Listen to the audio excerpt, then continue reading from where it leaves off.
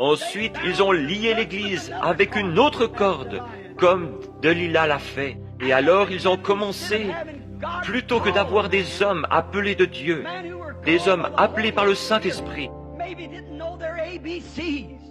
peut-être qu'ils ne connaissaient pas leur ABC, mais ils connaissaient Christ.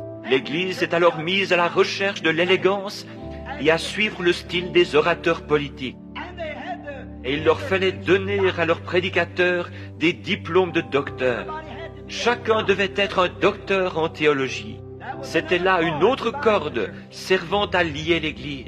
Les hommes vont étudier. Chaque séminaire essaye de produire un plus grand érudit, afin que leurs églises puissent se vanter. Notre pasteur est docteur en théologie. Et qu'ont-ils fait? L'un essaye de surpasser l'autre en connaissance. Eh bien, cela ne veut rien dire du tout aux yeux de Dieu. Il est inutile pour un homme d'essayer de se servir de sa connaissance mondaine pour plaire à Dieu. C'est une abomination aux yeux de Dieu.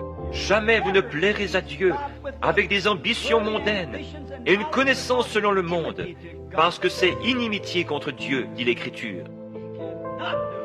Il ne peut pas faire cela. Et chacun essaye d'avoir toute la connaissance. Ils savent exactement ce qu'il faut faire et quelles paroles prononcer. Et cela devient simplement un discours politique au lieu d'un message puissant et démontré par le Saint-Esprit qui pénètre dans le cœur de l'homme et dévoile le péché. Ils sont formés pour des discours politiques et nous n'avons pas besoin de cela.